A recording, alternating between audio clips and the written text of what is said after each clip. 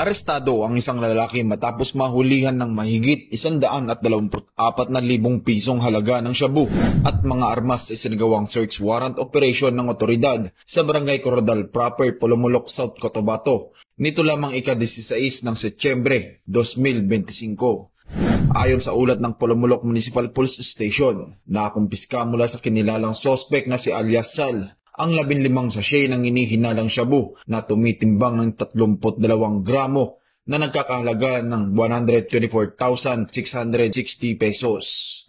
Na-recover din sa suspect ang isang caliber 45 pistol na baril na may 5 bala, isang granada at mga drug paraphernalia.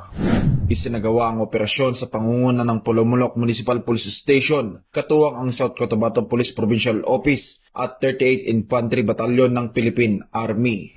Sa ngayon ay nasa kustodiya na ng Polomolok PNP ang suspect habang inihahanda ang kasong isasampal laban sa kanya.